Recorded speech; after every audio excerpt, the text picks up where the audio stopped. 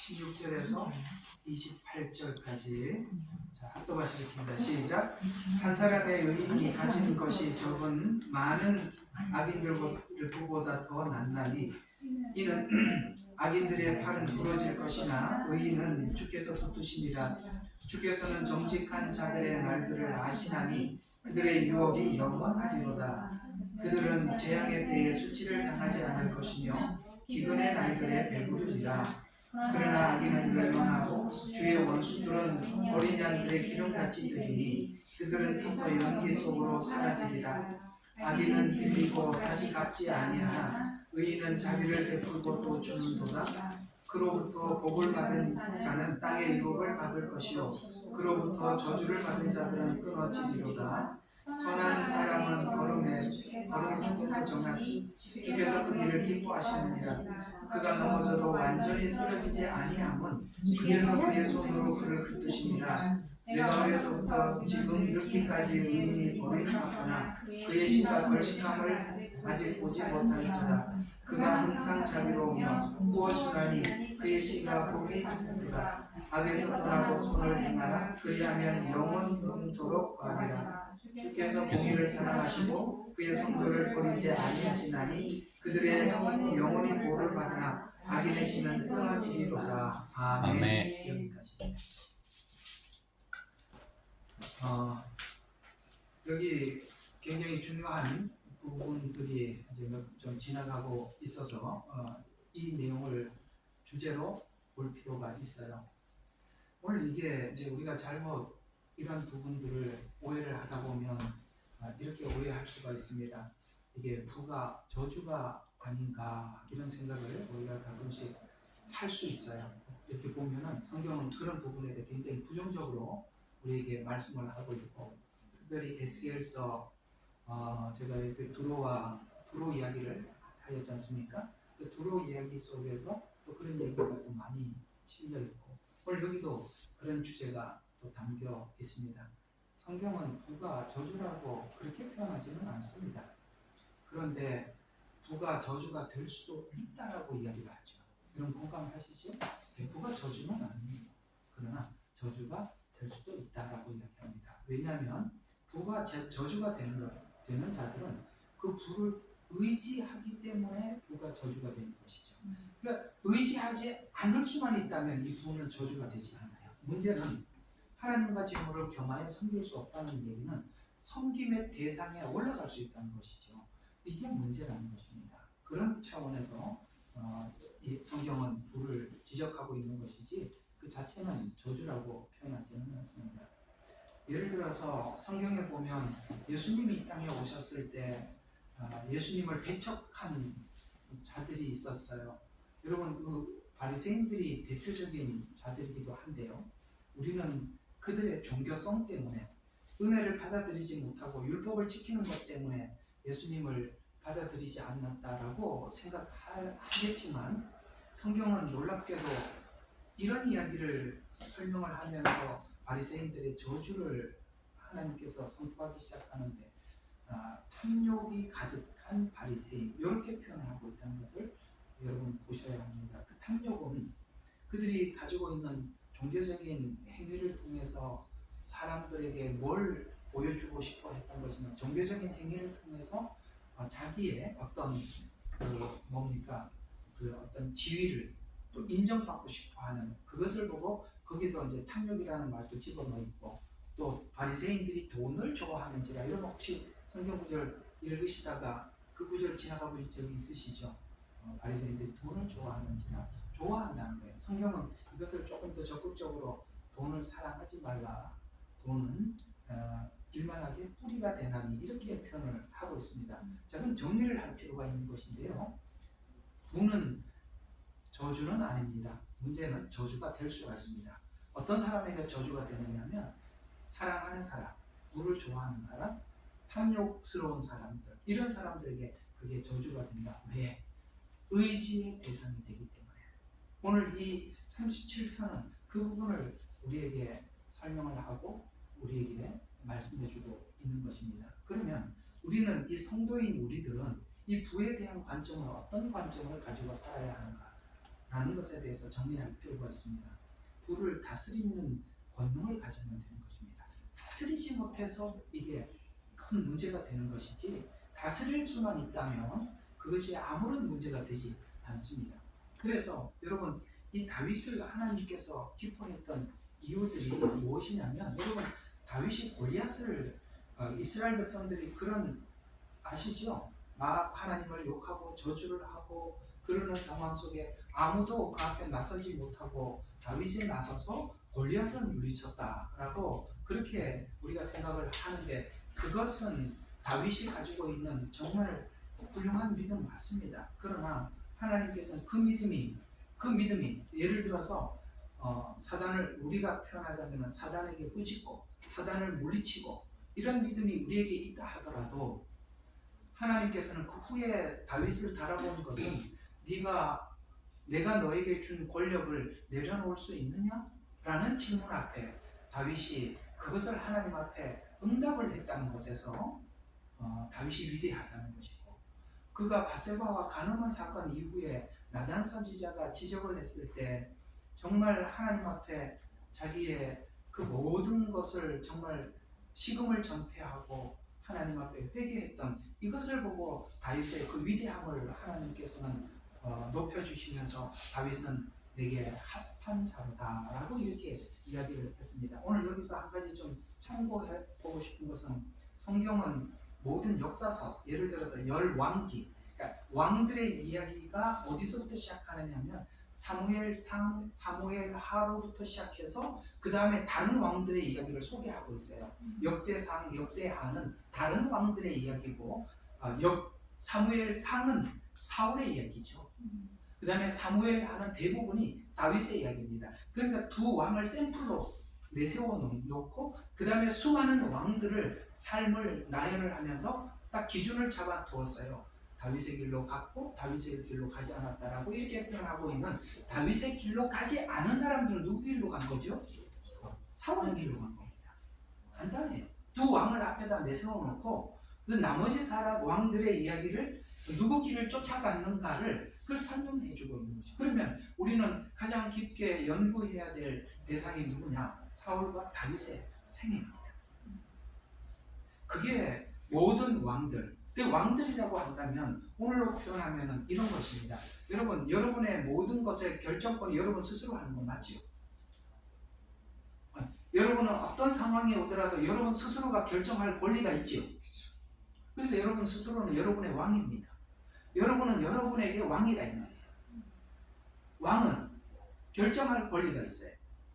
우리에게는 자유의지가 있다는 거예요. 그 자유의지를 사울처럼 자유의지를 사용했는가, 아니면은 다윗처럼 그것을 다스렸는가를 그 역대 왕들이 그 두 왕을 기준을 삼고, 예를 들어서 다윗의 길로 가지 않았던 사람들은 마치 누가 같은 것처럼 사울이 살았던 생애처럼 그렇게 살았다, 이렇게 표현함으로써 두 왕을 딱 앞에다 두고 우리에게 설명을 하면서 우리 모두에게 다시 묻는 겁니다. 너는 사울처럼 살 거냐?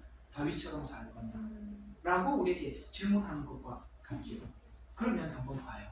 사울은 사람들이 인정하는 왕이었습니다. 맞죠? 하나님이 세운 왕은 아니었잖아요. 그렇죠?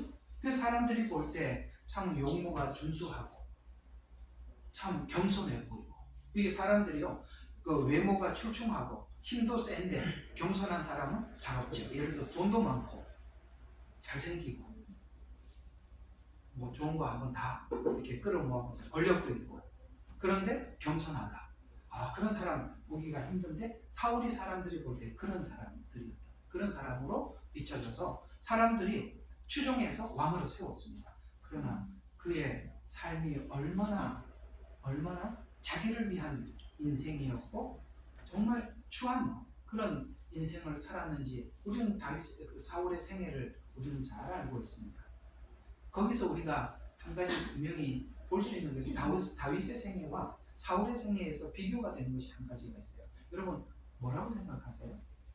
다윗과 사울의 생애 속에서 분명히 대비되는 것이 있어요. 그게 뭐냐면 하나님 앞에 훈련을 전혀 받지 않았다는 것입니다. 사울은요, 사람들이 그저 인정하고 사람들의 시선에 자기의 모든 것이 꼽혀 있는 사람이지 하나님이 어떠하심에 대해서 전혀 관련이 없는 사람이에요. 네가 왕관을 내려놓고 나는 왕위를 폐위했다 라고 사무엘이 전했을 때 그는 왕관에다 자물쇠를 채우기 시작하고 쇠사슬로 꽉 묶어버리죠. 나는 결코 이 왕자리를 내어놓을 수 없다. 그러면 누구에게 주었냐? 다윗에게 주었대요. 그러니 어떤 생각을 합니까? 다윗만 없으면 내가 이 왕위를 유지할 수 있을 텐데. 그래서 그는 평생 다윗을 처단하기 위해서 자기의 모든 국고를 소실하고 자기 모든 왕권을 동원을 하지 않습니까? 자기 자리를 지키기 위해서. 이게 바로 하나님 앞에 훈련받고 쓰임받는 자와 하나님 앞에 훈련 없이 쓰임받는 자의 차이입니다.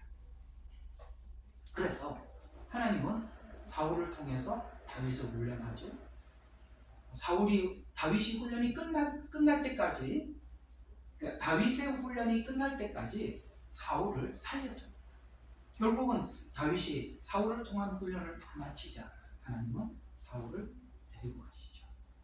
그리고 이 하나님이 훈련시킨 완성된 한 왕인 다윗을 우리에게 보여주십니다. 봐라, 왜 다윗이 내게 마음에 합했겠느냐? 골리앗을 죽인 사건은 그의 믿음이었다면 그 믿음이 뭘로 나타났느냐? 자기를 다스리는 것으로 나타났다라고 우리에게 설명을 하는 것입니다. 우리는 앞에 있는 적군을 향해서 밀어붙이는 믿음은 가질 수는 있지만 진짜 믿음은 자기가 자기를 다스리는 능력이에요. 이게 참 믿음이거든요. 그것이 이제 크게 두 군데서 표현되어 나타나고 있는데 하나는 어디서 나타났느냐면 아까 말씀드린 것처럼 압살롬이 반역을 했을 때 반역했다는 소식을 듣고 어떻게 합니까? 왕관을 내려놓고 도피 생활을 시작하죠. 다윗이 그 당시에 압살롬이 반역을 했더라도 그가 그 압살롬 반역에 대항할 만한 군대가 없어서 그런 게 아니에요. 없어서 그런 게 아니에요. 힘이 없어서 물러난 게 아닙니다. 그러나 이 반역을 통해서 하나님께서는 다윗을 지금 하나님께서 바라보고 있다는 것을 그는 알았어요. 그래서 그는 즉시 왕관을 내려놓고 도피 생활을 시작하죠. 하나님께서 압살롬을 데리고 가십니다. 그리고 내 아들 압살롬아 하고 우는 걸 보면 그 압살롬의 반역에 대한 미움이 없었던 것을 우리는 확인할 수가 있습니다. 또 하나는 바세바 사건입니다.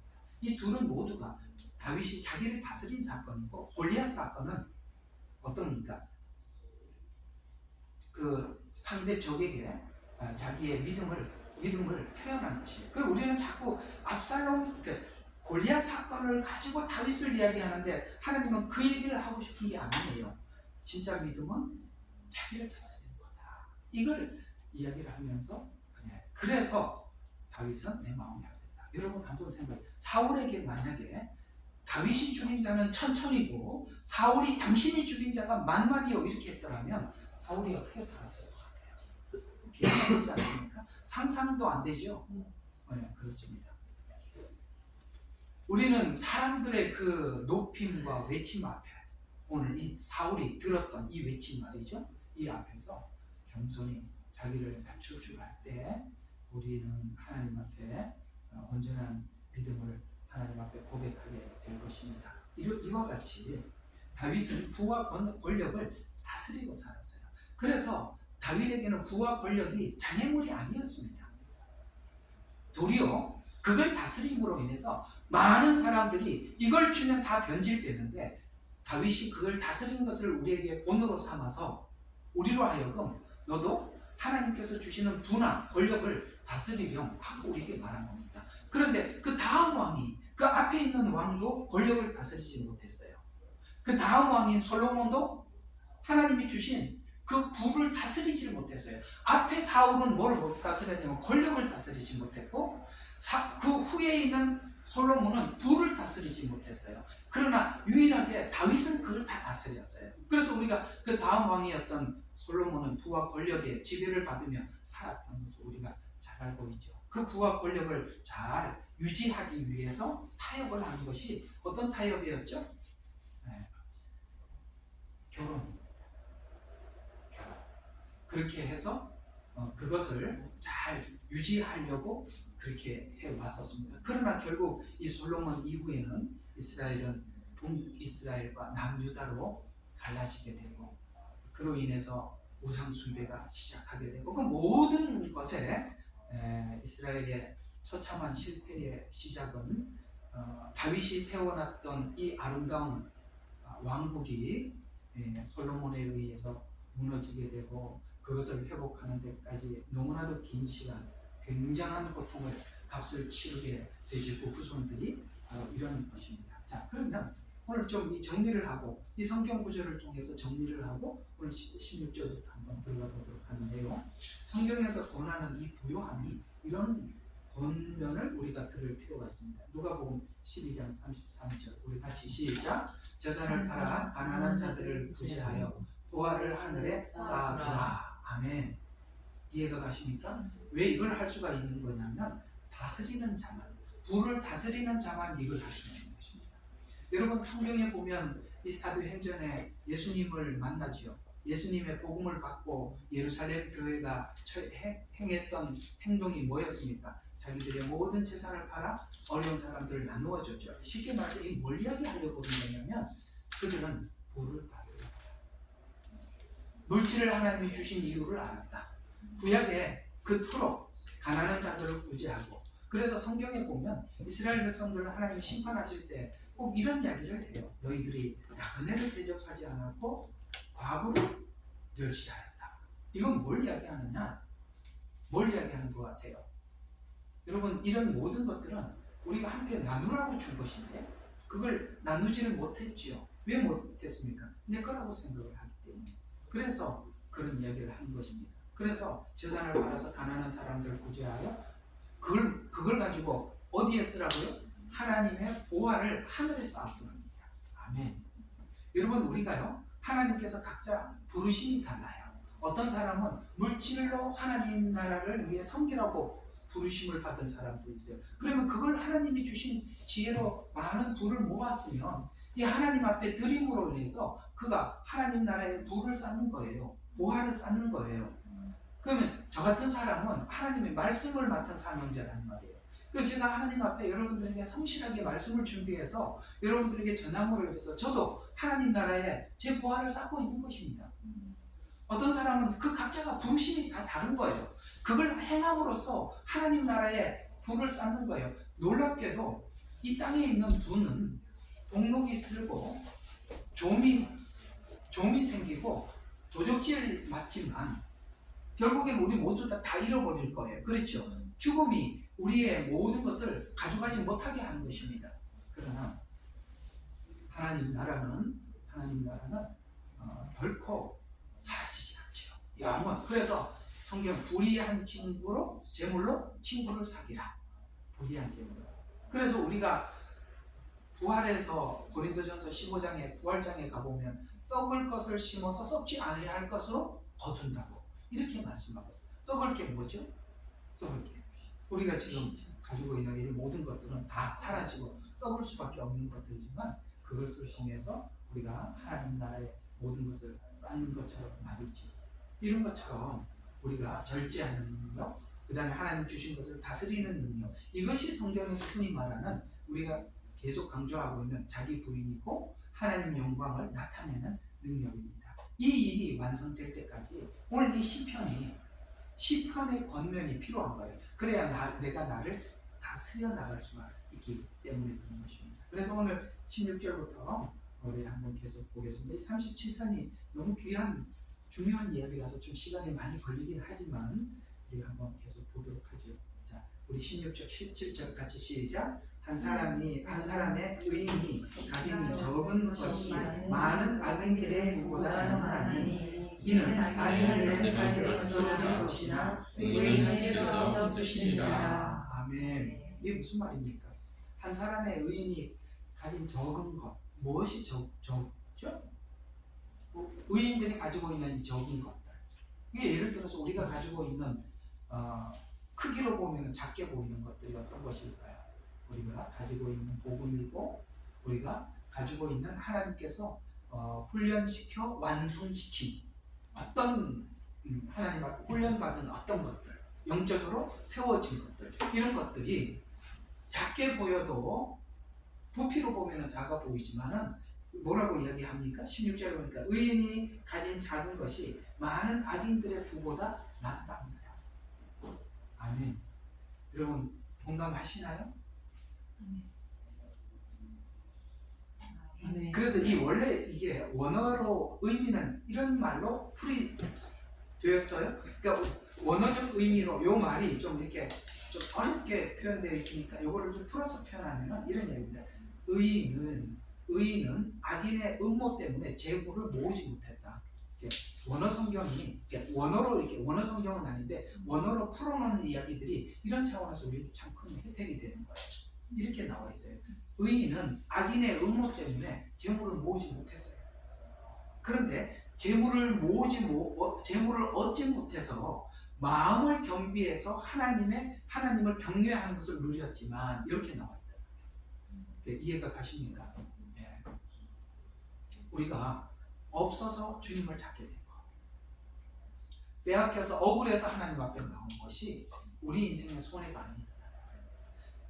사실 우리가 하나님 없이 세상을 보면 억울하게 살다가 억울한 곳에서 태어나서 억울하게 살다가 억울하게 간 것처럼 불쌍한 인생이 없어요. 그렇죠? 어떤 사람의 인생을 들어보면 정말 어떻게 저런 인생을 살았나 이런 사람들이 있지요. 있어요. 태어나면서 정말 자기가 이렇게 스스로 뭘 할 수도 없는 나이에 부모를 다 여의고 그 다음에 사람들에게 이리 치고 저리 치고 또 이렇게 저렇게 정말 너무나도 어렵고 비참한 인생을 살다가 그 후에도 이야기를 들어보면 그 정말 말 못하는 그런 사람들이 있어요. 뭐 여기만 이 자유주의 국가에만 있겠습니까? 우리가 한번 북한에 있는 사람들을 우리가 모두 한번 그런 상상들도 해봤겠죠. 내가 만약에 북에서 태어났다면 어떨까? 우리 탈북자들 이야기를 들어보면 기가 막히잖아요. 그게 어떻게 사랑하는 인생인가?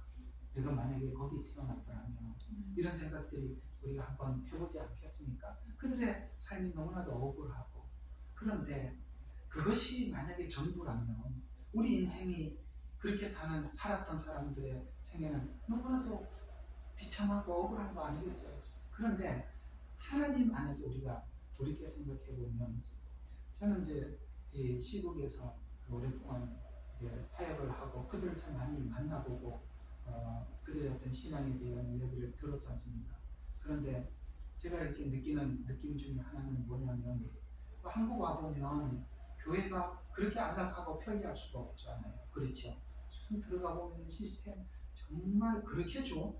요즘 교회 참 이게 여기 내가 시드니 살면서 우리 요만한 모임 공간이 있어도 이게 웬 은혜입니까? 웬 감사합니까? 집에서 요 조그마한 요 공간이 있는 것만 해도 얼마나 감사한지 몰라. 그렇잖아요.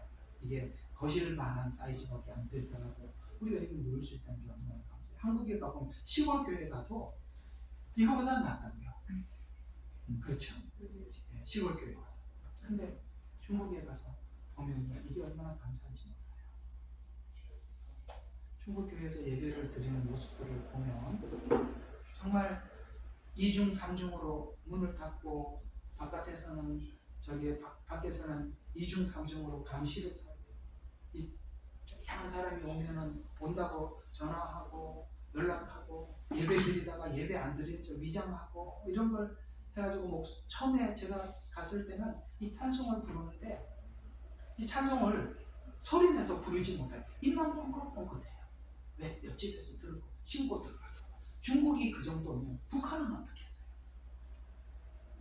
그렇게 목소리 한번 마음껏 외쳐서 찬양 한번 마음대로. 그래서 중국 선교사들인데 통성기도를 하라면 통성기도를 못해요.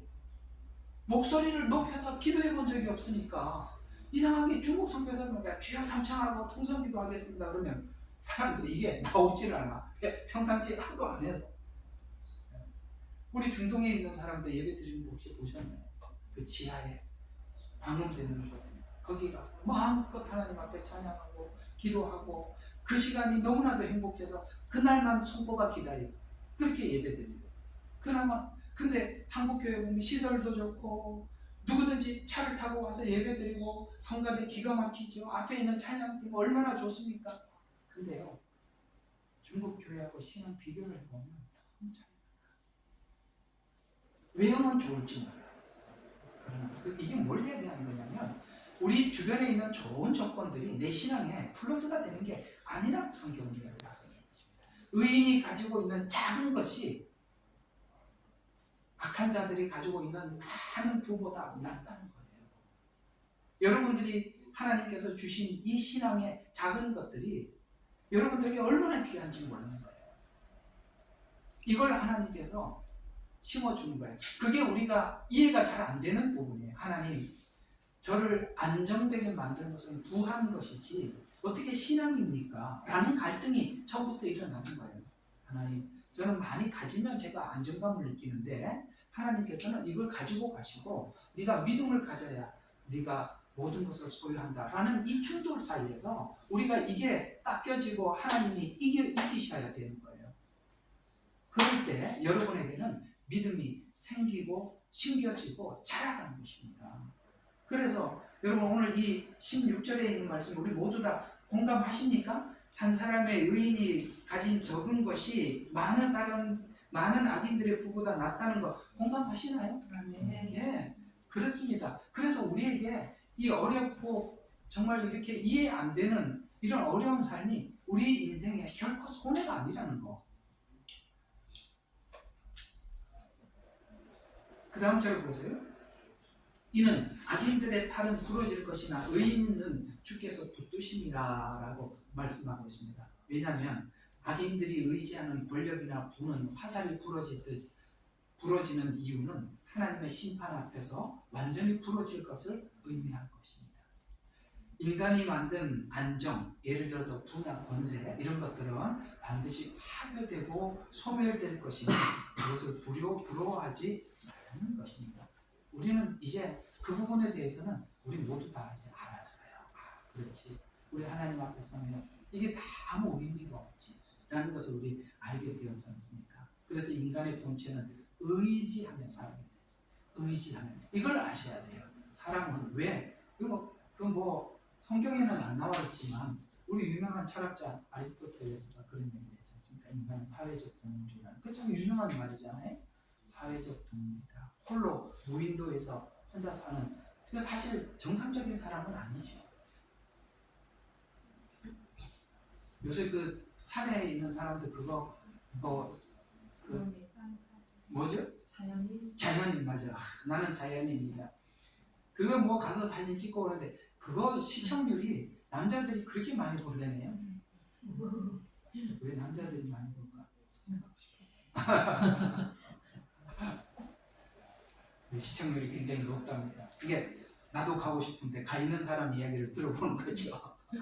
그래서 내가 보는 시간만큼은 그 산에 나도 가 있는 겁니다. 그건 좋은 건 아닙니다. 나는 자연인이다 이런 걸 보는 것은 사실 그만큼 사회가 소외되어 있고 외롭다는 반증이기도 하거든요. 자, 어쨌든 사회적 동물이라는 말은 원래 하나님이 그렇게 창조했어요. 하나님이 독재하는 것이 뭐라고요? 보시기에 좋지 않은 거예요.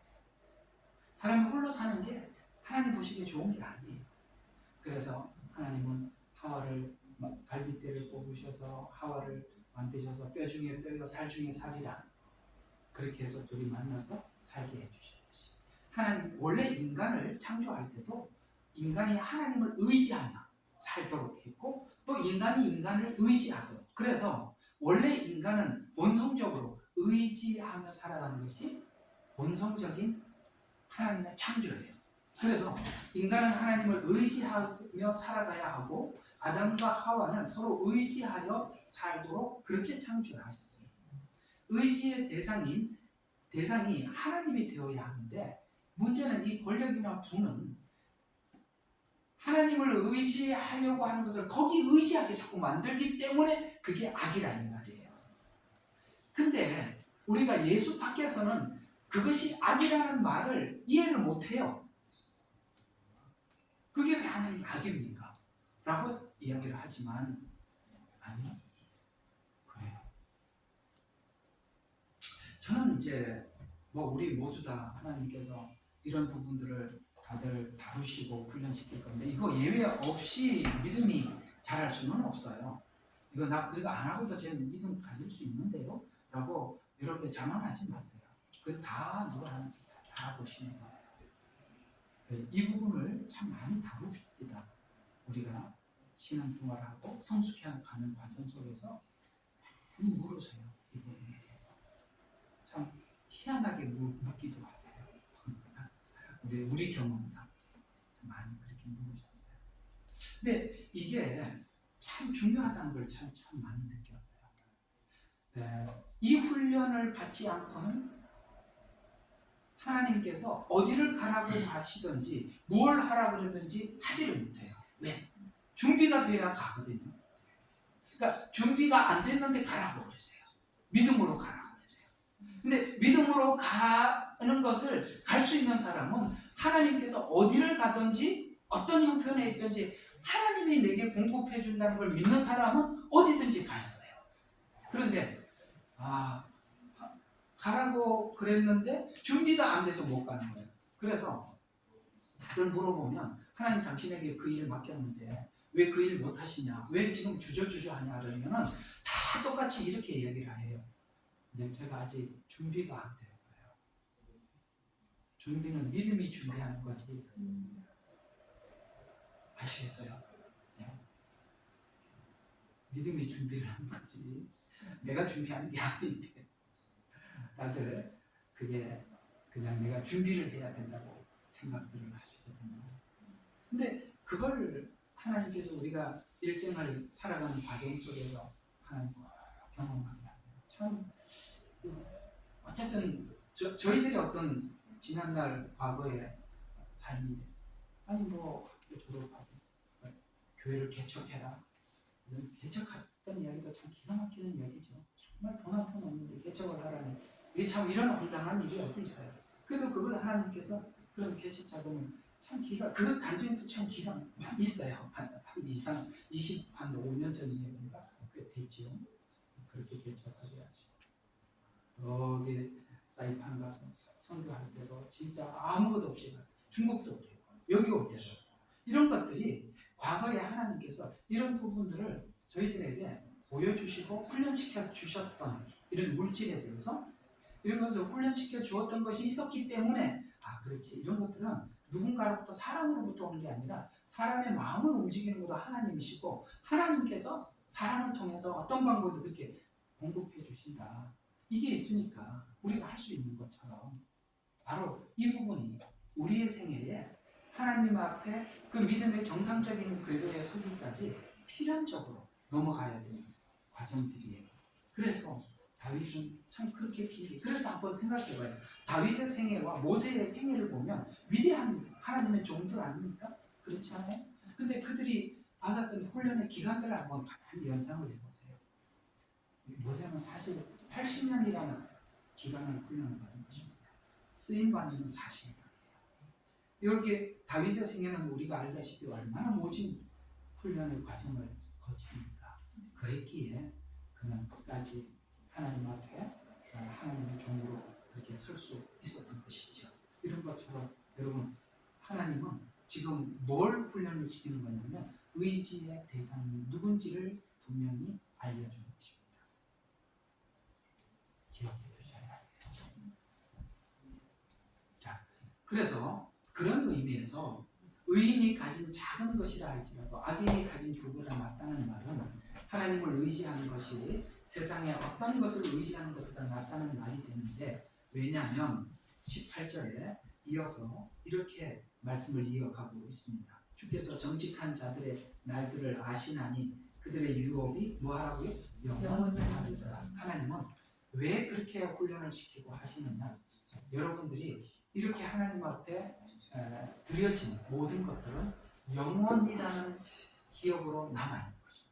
여러분 우리 찬송가에 나의 영원하신 기억 생명보다 귀하다. 이 얼마나 값진 찬송인지 아십니까? 우리에게 가지고 있는 이 기업은 생명보다 귀한 것, 이 땅에 있는 생명보다 귀한 것입니다. 그래서 하나님은 우리에게 영원한 생명도 주셨지만 우리가 썩어질 수밖에 없는 세상에 있는 모든 것을 하나님 앞에 드려서 영원한 것으로 대갚아 주시기 위해서 하나님께서는 이렇게 우리를 바꾸시고 훈련을 시키시는 것입니다. 그래서 악인이 가진 권세와 부, 그리고 의인이 가진 기업을 비교하면서 한시적인 것과 영원한 것, 이렇게 둘을 비교해서 우리에게 설명하고 있습니다. 일시적인 것에 영원한 복을 빼앗기지 마라. 마태복음 6장 19절부터 24절에 있는 그 유명한 말씀, 너희가 보물을 땅에 쌓아두지 마라. 거기는 동록이 있습니다. 종은 보이지 않게 먹어버리는 것이고, 녹은 뭡니까? 녹이 쓰는 거예요. 동 아시죠? 금은동. 거기도 녹이 쓴대요.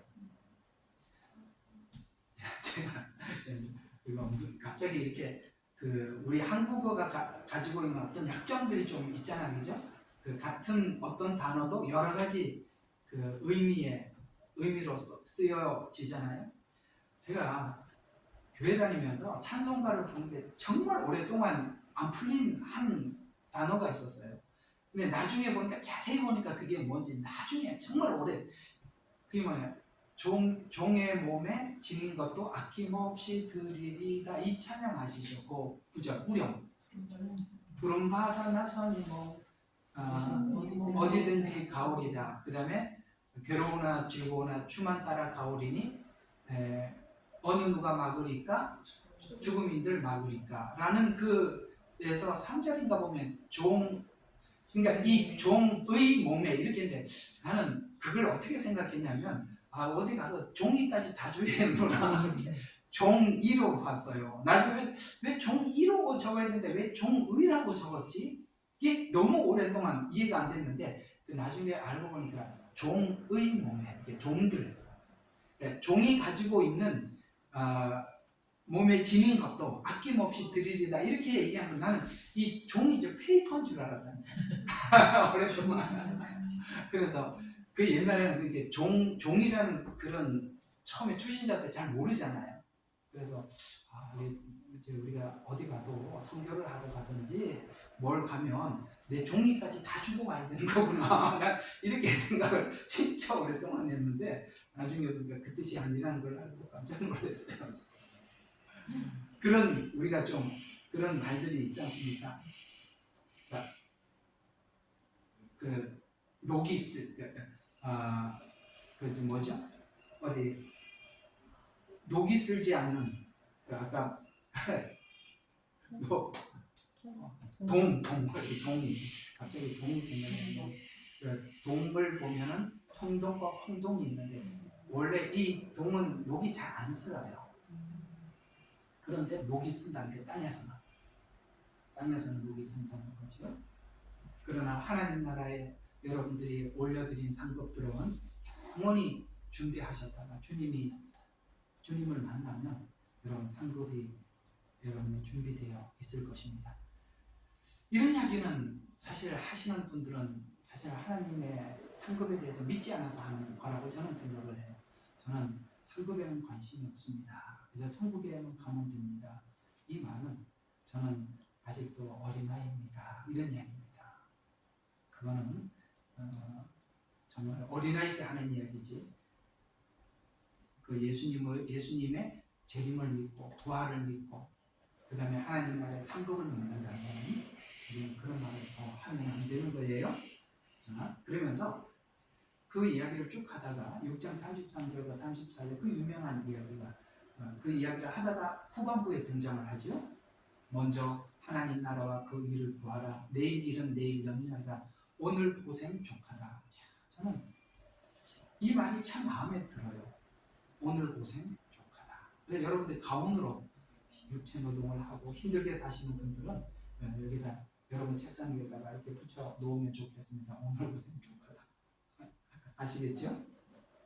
그래서 의인은 재앙의 때, 수치의 날에 구제받게 될 것이고, 지금 의롭게 된 산 경험은 이 날에 이런 혜택을 받는, 이 19절이 굉장히 중요한 메시지예요. 우리 같이 한번 19절 같이 한번 봐요. 시작. 그들은 재앙의 때에 수치를 당하지 않을 것이며 기근의 날에 배부르리라. 여기 말하는 그들은 누굴까요? 정직한 자들, 의로운 자들. 자, 그러면 정리하면 지금까지 하나님께서 37장을 통해서 쭉 설명한 요지가 뭐냐? 네가 지금 빼앗겨서 억울하냐? 네가 그래서 손해를 보고 살았냐? 근데 그것이 무엇 때문에 어떤 한 날, 그것을 준비하기 위해서 하나님께서 그렇게 했다라고 말씀하시는데 어떤 날이 있답니다. 어떤 날이냐면 19절에 보면 재앙의 때가 있고 기근의 날이 있답니다. 그때 우리는 수치를 당하지 않게 되고 기근의 날에 배부르리라. 이걸 위해서 하나님은 미리 준비하신 거예요. 그러면 우리가 성경에서 이제 계시록이나 예언서를 하고 있으니까 재앙이나 수치의 날이 언제죠? 하나님 심판하시는 날이죠.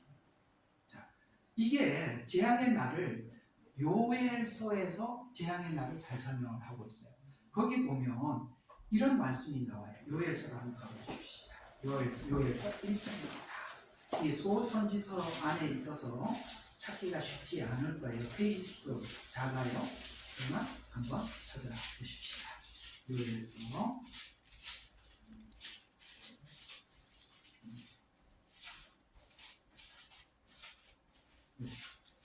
요엘서 1장 17절에서 20절 제가 봉독해 드리겠습니다. 씨가 그들의 구덩이 아래에서 썩었고 창고가 황량해졌으며 곡간은 부서졌고 이는 곡식이 시들었고, 이게 완전 기근이죠.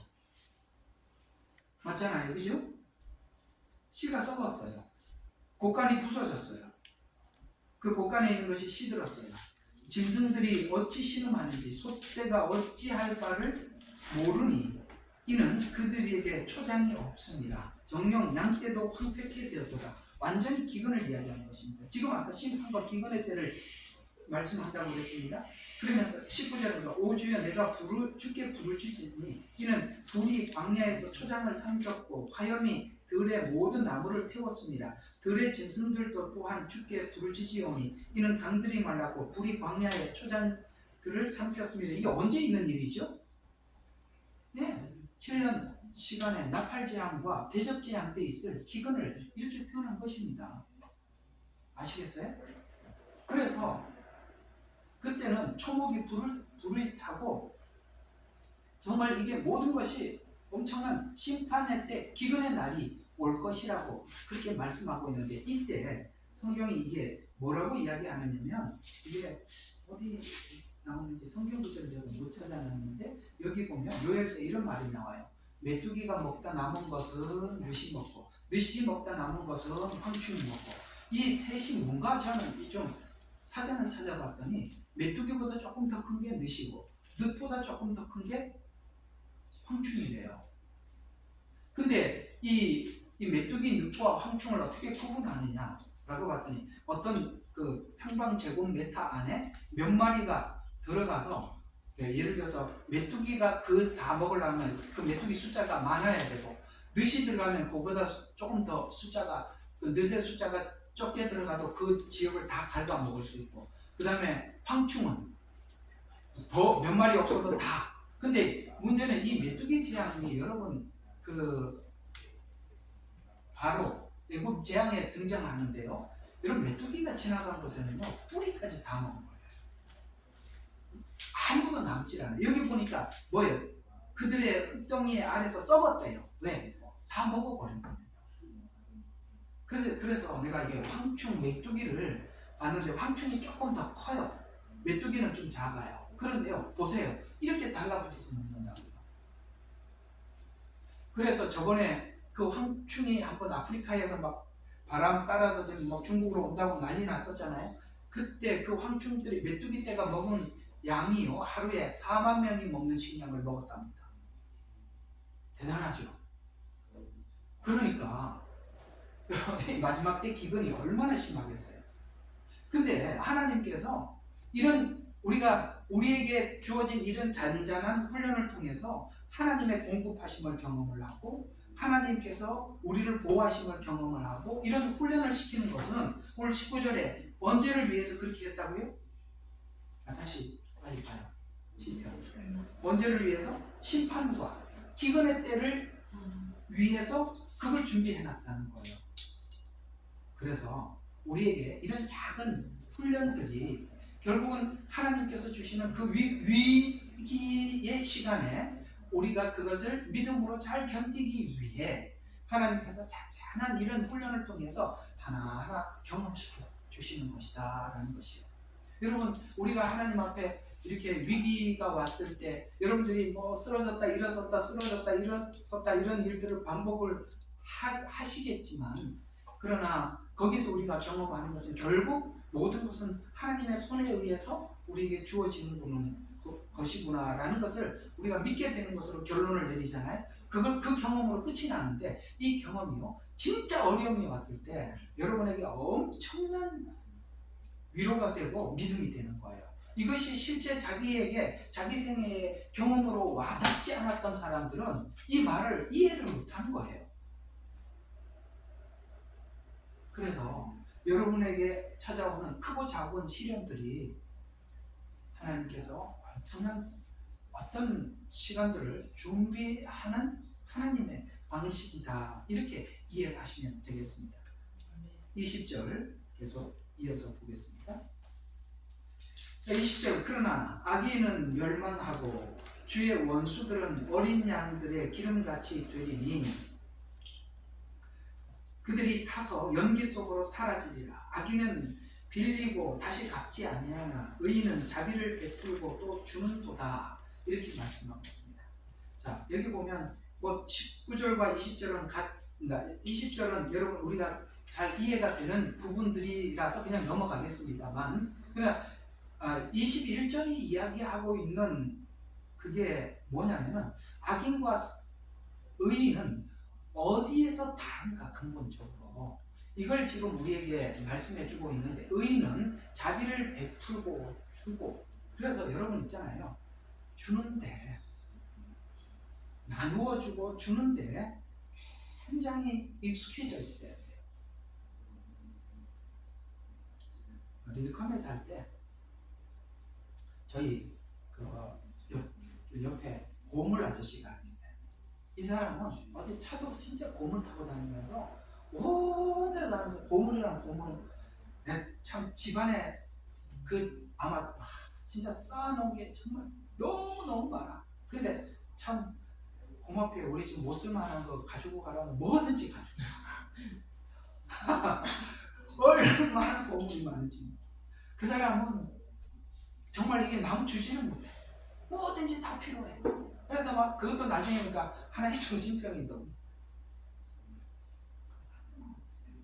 예, 그래서 뭐 수리해서 팔기도 하고 하여튼 그러는데, 하여튼 우리 여기 이제 보면은 집 앞에 이제 무슨 건 누가 가져가라고 내놓잖아요.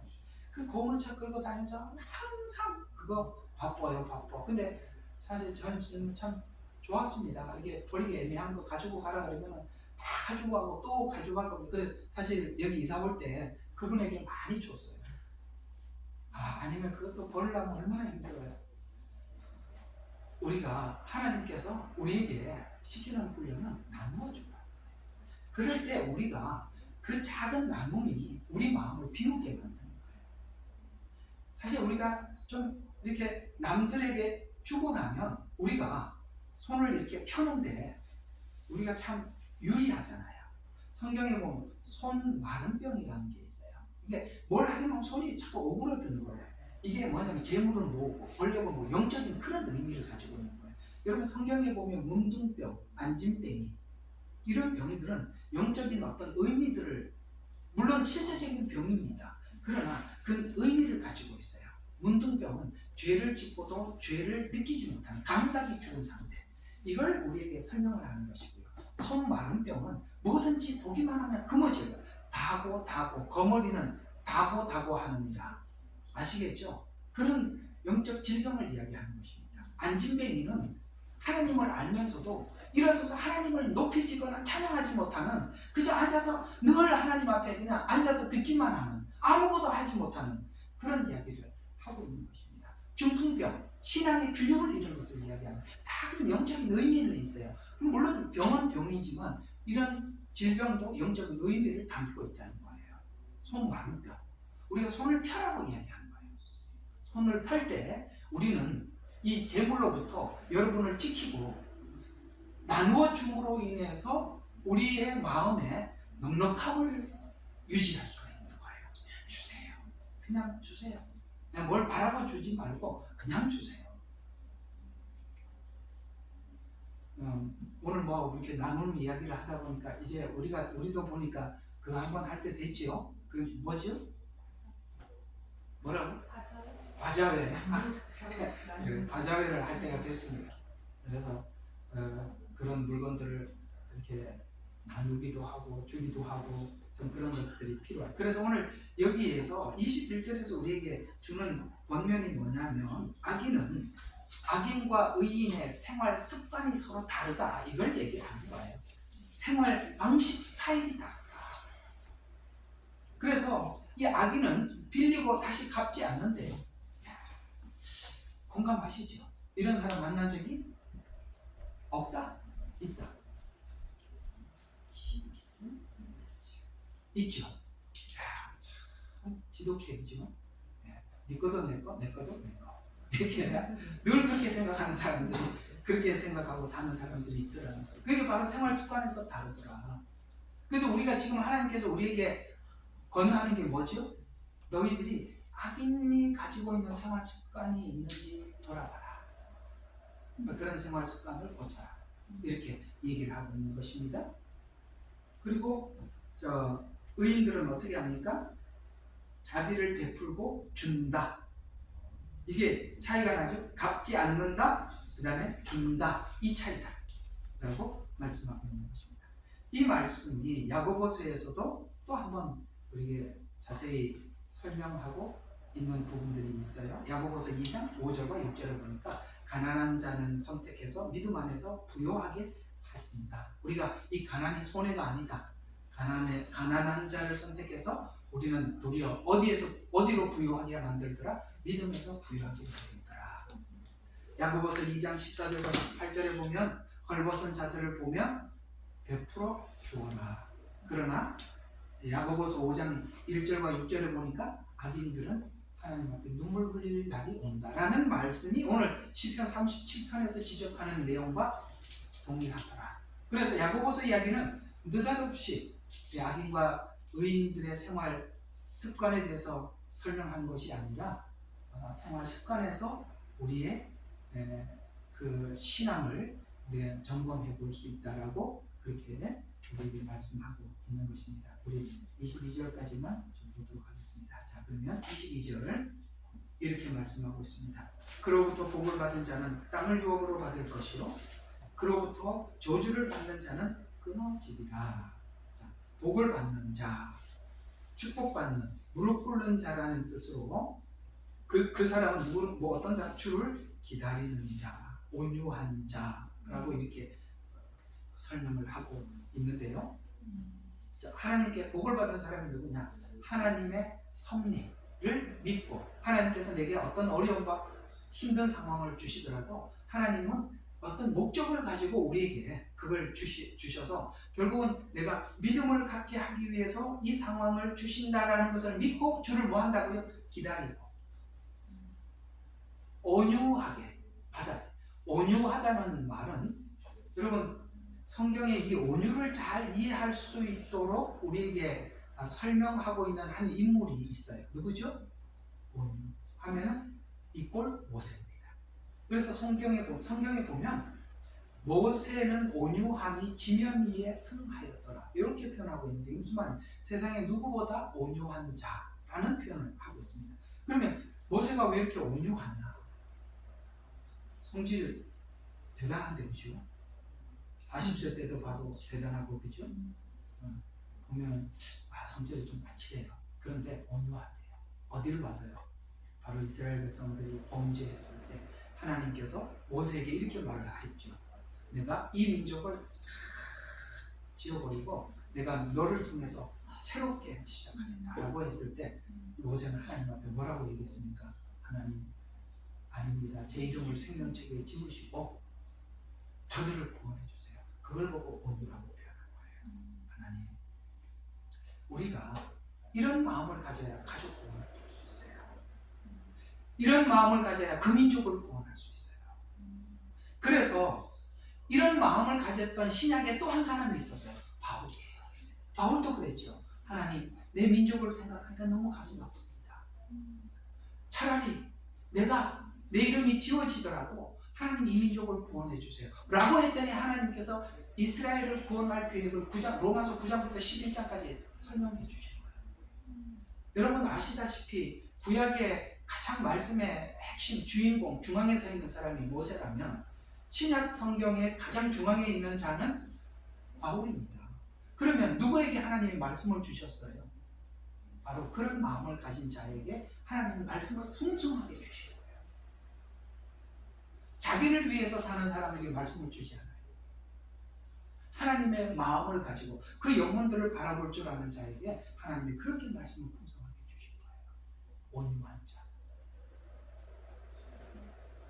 그래, 온유한 자는 하나님 앞에 복을 받은 자라고 이야기를 하면서 그런 주를 기다리는 자다라고 그렇게 말씀하고 있어요. 하나님의 섭리를 기다리며 신뢰하는 자가 온유한 자며 복을 받은 자다라고 이야기하면서 자, 시편 36편의 악은 자, 뭐서부터 시작했다고요? 지금 36장 37장 이렇게 이어서 설명을 하고 있는 것 중에서 악은 어디에서부터 시작하더라? 하나님이 없다라는 것에서 시작해서 37편에는 저주를 받은 자는 끊어질지로다 라고 마치더라. 이걸 아셔야 돼요. 그래서 참 우리가 종이한 장자예요. 누구는 하나님이 있다라는 것에서 하나님을 보고 인생을 바라보고, 누구는 하나님이 없어요 라고 시작하는, 거기서 악인과 의인이 갈라지더라 라고 말씀하고 있습니다. 그래서 하나님을 인정하는 자는 복을 받은 자다라고 그렇게 마치네요. 하나님을 인정하는 자. 그러니까 자, 우리 가만히 오늘 정리를 한번 해봐요. 여러분들과 제가 하나님 앞에 거룩하게 살려고 몸부림치고 그 죄에 대해서 내 스스로 거부하고 그 다음에 하나님이 원하는 것과 원치 않는 것을 선별하려고 하고 그럴 때가 언제였죠? 언제부터 그런 마음이 생기기 시작합니까? 하나님을 의식할 때, 하나님을 내 마음속에 두고 의식할 때, 하나님에 대한 의식이 없을 때는 이상하게 완전히 내 중심으로 가게 되고, 하나님을 의식할 때 항상 하나님 의식하면, 그래서 아주 간단한 거예요. 하나님을 의식하고 사느냐 의식하지 않고 사느냐에 따라서 두 사람은, 하나님은 딱 악인의 길로 갔다 의인의 길로 갔다 이렇게 딱 하는 것입니다. 여러분 보세요. 사울의 생애를 보세요. 오늘 이제 서론 설명하면서 말씀을 드렸지 않습니까? 사울의 가슴 속에 하나님의 의식이 있다고 생각하세요? 네. 하나님에 대한 의식이 있었다면 하나님께서 사울에게 했던 말에 대해서 그렇게 무시하지 않았을 거예요. 맞죠? 최소한 그렇게까지는 하지 않았을 거예요. 그 생애 자체가 전체가 뭡니까? 다윗을 대적한 것인데, 다윗을 대적한 것은 하나님의 계획을 대적한 거고 하나님을 대적한 거잖아요. 최소한 하나님을 의식했더라면 사울이 다윗을 쫓으며 다윗을 대적하기 위해서 살지는 않았을 거예요. 그렇죠? 네. 다윗은 하나님을 평생 의식하고 살았기에 그 악한 사울이라 할지라도 어떻게 했습니까? 하나님을 생각하죠. 이게 다윗과 사울의 생애에 분명한 차이점인 거예요. 하나님께서 해결해주는 그날까지 인내하며 기다리며. 그런데 거기서 다윗은 어떻게 되어가고 있는 중이죠? 인내하면서 기다리는 과정 속에서 다윗은 어떻게 되어가고 있죠? 하나님의 멋진 사람으로 체력을 키워가고 있었어요. 아멘. 이 시간이요, 그런 시간이요, 허비하는 시간이 아니라 우리의 영적 체질을 바꾸고 있는 시간. 그래서 그 시간이 정말 필요해요. 우리에게는 고통스러워도 하나님은 필요하다. 기다려라. 나를 믿어라. 하는 거예요. 잘 승리하셔서 언제 심판의 때, 언제 재난의 시간에, 기근의 때 수치를 당하지 않고 하나님 앞에 보호받는 그런 훈련된 하나님의 용사들이 되시기를 주님으로 축원합니다. 자, 오늘 들은 말씀 기억하세요.